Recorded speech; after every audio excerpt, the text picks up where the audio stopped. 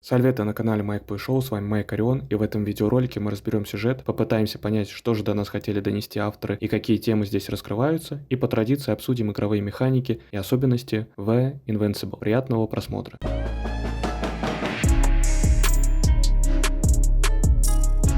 Прежде чем приступать к разбору сюжета, необходимо вспомнить саму историю главных героев. Как у любой истории есть начало, так и у данной игры есть предисловие. Главные герои космического корабля Стрекоза покоряют бесконечные миры Вселенной. Один из членов команды по имени Новик добывает чрезвычайно драгоценный минерал ценой сломанной ноги. И все они, довольные результатом, отправляются домой, засыпая в капсулах. Эти капсулы позволяют замедлять процессы старения, чтобы к концу путешествия герои не постарели и быстрее пролетело время. Главные герои погружаются в искусственный сон, этим заканчивается предисловие. Начинается полноценный сюжет с того, что главная героиня по имени Ясна просыпается на чужеродной планете. Она не помнит, как здесь оказалась, часть оборудования сломана, но передатчик работает. Ясна делает вывод, что ее слышат, но она сама никого не может услышать по передатчику. Из записи она понимает, что отправлялась в лагерь, и главная героиня отправляется туда, параллельно исследуя окрестности в поисках выживших. Затем главная героиня вспоминает, что их команда изучала эту планету. До прибытия они сделали выводы, что она пригодна для жизни, так как на ней есть кислород в нужной концентрации, но жизнь они не смогли обнаружить. Еще одна особенность: на планете много метана. Также на эту планету хотят прибыть конкуренты на корабле под названием Непобедимый, возможно, чтобы получить преимущество. Поэтому они решаются спуститься на поверхность. После воспоминания заканчиваются, и героиня подходит к лагерю. В лагере ходит робот, который бездумно ходит по территории. В палатке главная героиня находит одного из своих членов команды, доктора Краута, который находится в ступоре и ведет себя как овощ. Затем она забирает часть оборудования у контуженного и чинит свой передатчик. Главная героиня выходит на связь с Новиком, который остался на корабле. Вместе они решают отправиться на поиски других членов команды. Главная героиня по сигналу находит напарницу Марит, но она мертва. Также антагонист находит еще одного напарника по имени Коваль, но он также в состоянии овоща. Она относит его в капсулу, затем капсула взлетает. Осталось только Горский. Главная героиня хочет отнести Краута, но Новик восстанавливает управление над роботом, который находился в лагере, и он сам с помощью робота относит Краута в лагерь. Новик и Ясно приходят к выводу, что оборудование не могло само сломаться, и что-то стоит за этим. По ходу продвижения главная героиня обнаруживает неизвестные формы жизни, напоминающие растения или же морских ежей. Ей везет, и она еще обнаруживает летающего робота-зонда по имени Шмель. Зонд показывает направление, куда необходимо идти, чтобы найти Горского. Проходя через инопланетные заросли, героиня вспоминает: она после приземления изучала эти растения. Оказывается, они состоят из металла, и сложно сказать, живые ли они или нет. У нее начинает сильно болеть голова. Главная героиня пытается забраться по скалам наверх, но падает и теряет сознание. После воспоминания заканчиваются, и героиня выбирается из зарослей. Затем она слышит, что Новак делает кому-то искусственное дыхание. Новак сообщает ей, что доктор Краут погиб. Предположительно, его могли убить нанороботы, которых мы увидим позже. Главная героиня отправляется дальше и видит огромный объект, представляющий собой огромные металлические конструкции. Проходя мимо них, героиня находит Горского. Он без сознания, она передает ему свой баллон с кислородом. Новак говорит идти за зонтом, который отведет ее на место посадки спасательного корабля. Главная героиня ставит маячок, чтобы спасательной капсуле было легче долететь до нее. Но происходит землетрясение, и героиня падает. Но ей удается схватиться за зонт, держась за него, она летит. Она падает, но выживает. Ее мучают галлюцинации из-за переизбытка метана в атмосфере, и она видит призрака Краута. В итоге она выбирается из западни и восстанавливает связь с Новаком, а призрак пропадает. Но на нее нападает робот с лазером. Новак объясняет, что это флагманский корабль Альянса. В этой вселенной есть две фракции, которые конкурируют друг с другом, и как раз одна из этих оказалась на данной планете. Но робот настигает главную героиню и чуть не давит ее. Но зонд спасает ее. Главная героиня забирает ядро зонда, в котором хранится информация о планете и экспедиции. Затем начинается буря. Главная героиня садится в машину, осматривает ее, подключает ядро зонда к машине и отдыхает в ней. После главная героиня едет к месту посадки спасательного модуля. Но Новак теряет управление над модулем, и он падает на землю. Вдребезги. Робот, который летел на корабле, объясняет причину. Оказывается, неизвестное темное облако привело к потере сигнала. Но в конце сюжета мы поймем, что этим облаком являются инопланетные металлические сущности. Новак предлагает сдаться противнику, так как альтернатив больше нет для спасения. И определенно здесь есть их лагерь, так как роботы Альянса здесь ходят. Попав на место раскопок, главная героиня опускает зонд. Новак просматривает информацию и понимает, что противники еще не улетели. На месте раскопок антагонист обнаруживает неизвестное существо, которое похоже на робота, которое выкопали противники. Затем по фотографиям героиня узнает, что роботы взбудоражили взбунтовались и начали уничтожать людей. После героиня спускается в тоннель, и вместе с Новаком они приходят к выводу, что кусты, которые растут на поверхности, это паразиты, которые питаются другими мертвыми металлическими организмами. По звукозаписи мы понимаем, что эти живые организмы представляют собой структуру в виде английской буквы Y, которая под воздействием электромагнитного поля сбиваются вместе в облако и летают благодаря этому, напоминая рой насекомых. Эти структуры являются микроботами. Главной героине и Новак приходит к выводу, что электромагнитное поле стало причиной неисправности оборудования и превращения членов команды в овощей. Затем главная героиня обнаруживает мушек в одном из ящиков в машине. В итоге Новак сообщает, что на нее летит рой этих микроботов. Их так много, что видно из космоса. Главная героиня уезжает подальше от них, но рой мушек окружает ее, и она теряет сознание. Потом происходит продолжение воспоминаний. Оказывается, когда главная героиня упала, она сломала одну из веток, и из нее полетели наноботы. И после всего этого у главной героини началась амнезия. Героиня просыпается и замечает, что аэростат упал. Она отправляется к месту падения. Главный герой приходит к выводу, что на их лагерь напал этот рой мошек, и под воздействием магнитного поля многие соратники превратились в овощей. Осматривая местность, они замечают людей, которые скрылись. Позже главная героиня обнаруживает выжившего противника, который наставил на нее пистолет. Он отводит ее к себе в убежище, они знакомятся, и незнакомца зовут Рахитра. Он не доверяет ей и считает ее шпионкой. Главная героиня замечает, что напарники незнакомца также стали овощами. В итоге они разговаривают и понимают, что с лагерем Альянса произошло то же самое, что и с лагерем героини. Доверие восстанавливается, и они оба засыпают, чтобы восстановить силы. Главная героиня просыпается раньше, но Рахитра наставляет на нее пистолет. Она объясняет ему, что у него возникла амнезия из-за воздействия магнитного поля. Он просит ее найти его товарища, Милоса. Героиня садится на вездеход и едет за Милосом. По записям герой понимает, что Рахитра каждый день делал одну и ту же запись из-за амнезии, и здесь он находится уже очень давно. Главная героиня находит трупы, возвращается к Рахитру. Она рассказывает ему правду, что его соратников атаковал рой наноботов, и все они уже давно мертвы, а сам Рахитра находится на этой планете уже 428 дней. Новик предупреждает, что облако с наноботами движется в их сторону. Рахитра дает ей оружие, а сам он пытается активировать защитное поле. Отбившись от роботов и активировав поле, герои решаются отправиться на летающей тарелке к флагману. Там есть оружие, которое они могут использовать против роя. В итоге они прилетают к флагману. Главная героиня видит, как из флагмана выезжает орудие под названием Циклоп. Новак и главная героиня приходят к выводу, что флагман непобедимый летит, чтобы спасти людей, а не для военных целей. Главная героиня поднимается наверх, а Рахитра просит героиню, чтобы она по камерам следила за Циклопом. В итоге начинается битва, и Циклоп начинает побеждать, но рой образует сильную и плотную структуру, разрушая защитное поле. В результате Циклоп захватывается наноботами, и они уничтожают другие зонды. Новак просит его подключить к общей связи. В итоге Новак узнает, что у Рахитры есть 50 ядерных боеголовок, и теперь от нашего выбора зависит, какая будет концовка. Существует несколько концовок. В одной, если мы согласимся уничтожить рой,